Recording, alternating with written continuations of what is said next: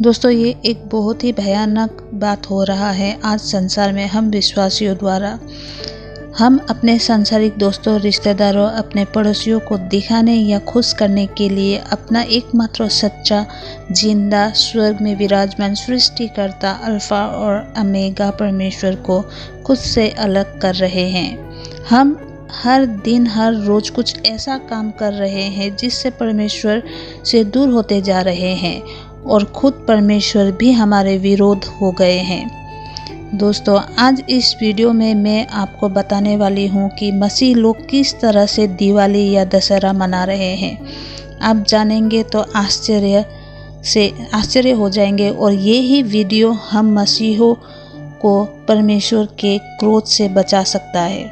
दोस्तों, जब हम वो काम करते हैं जिसे करने के लिए परमेश्वर ने हमें मना किया है, तो हम परमेश्वर को अपने विरोध में खड़ा कर लेते हैं।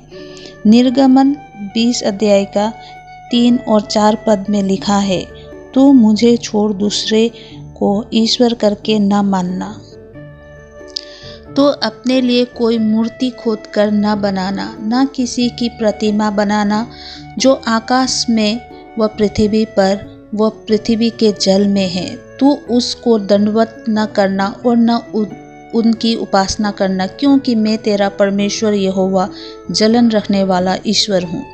दोस्तों, यहाँ पर परमेश्वर ने साफ साफ कहा है कि मैं जलन रखने वाला परमेश्वर हूँ। दोस्तों, जैसे अभी दीपावली का त्यौहार चल रहा है, तो इन कई मसीही लोग अपने पड़ोसियों, रिश्तेदारों, दोस्तों को खुश करने या दिखाने के लिए अपने घरों में भी लाइट लगा रहे हैं। रंग बिरंगे लोगों के घरों में पूजा हो रहा है, मिठाई प्रसाद बांट रहा है, तो विश्वासी लोग भी इस मिठाई और प्रसाद को ग्रहण कर रहे हैं, खा रहे हैं और वे लोग भी एक दूसरे को मिठाइयाँ आदान प्रदान कर रहे हैं। किसके उपलक्ष्य में? दिवाली और दशहरा के उपलक्ष्य में। ये सोचकर भी कि नहीं लेंगे तो सामने वाला बुरा मान जाएंगे, या फिर नहीं देंगे तो सामने वाला बुरा मान जाएगा, नाराज हो जाएगा। आज विश्वासी लोग दूसरों के साथ मिलकर पटाखे फोड़ रहे हैं, आतिशबाजियाँ कर रहे हैं, ये सोचकर कि क्या हो जाएगा अगर हम उनके खुशी में थोड़ा सा शामिल हो जाएंगे तो। दोस्तों, सभी जानते हैं कि दिवाली के समय पर जुआ, झंडी मुंडा, सट्टेबाजी खूब धूमधाम से चलता है। इसमें भी विश्वासी शामिल हो रहे हैं। विश्वासी लोग सोचते हैं हम तो पूजा नहीं कर रहे हैं, मूर्ति नहीं बना रहे हैं, बस उनकी खुशी और त्यौहार में थोड़ा शामिल हो रहे हैं, इसमें क्या बुराई है। लेकिन दोस्तों, ये परमेश्वर के नज़र में बहुत ही घिनौना काम है, घिनौना पाप है। इस सब से आप परमेश्वर के आज्ञा से बड़ा अपने पड़ोसियों, दोस्तों, रिश्तेदारों को समझ रहे हैं। दोस्तों, साल में 365 दिन होते हैं और इन 365 दिन में कई बड़े बड़े त्यौहार होते हैं और विश्वासी किसी भी तरह इसमें फंस जाते हैं, चाहे कुछ पलों के लिए सही, लेकिन फंसते जरूर है। याद रखना दोस्तों, स्वर्गदूत को 1 सेकंड नहीं लगा धरती पर गिरने में जब उसमें घमंड आया। यीशु मसीह के चेले को 1 सेकंड नहीं लगा पानी में डूबने के लिए जब उसने भरोसा खोया। दोस्तों, ये संसार का सभी चीज़ें भरमाने वाला है, धोखा देने वाला है।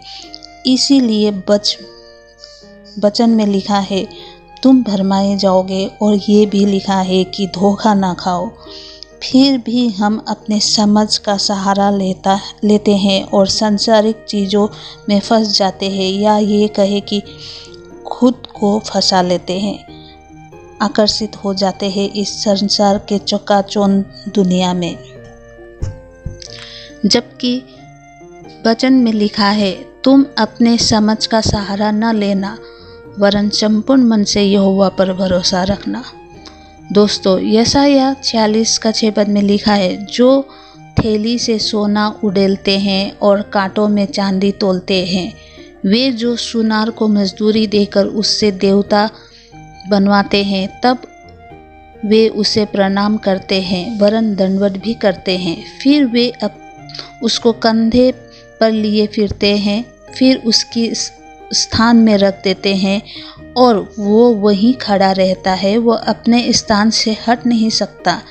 यदि कोई उसकी दोहाई भी दे तो भी न वो हट नहीं सकता। यदि कोई उसकी दोहाई दे तो भी वो ना सुन सकता है, ना विपत्ति से उसका उद्धार कर सकता है। तो दोस्तों, सांसारिक लोग सांसारिक चीज़ों को ही मानते हैं, दंडवत करते हैं। जो खुद ने बनाया है उसी के आगे झुकते हैं, जो न किसी का उद्धार कर सकता है, न मुक्ति दिला सकता है।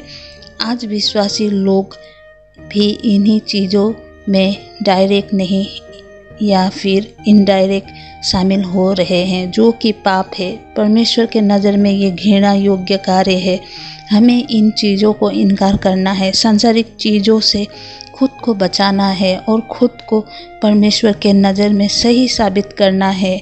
हम विश्वासी का गलती और पाप यीशु मसीह का बलिदान के लहू का अपमान करता है।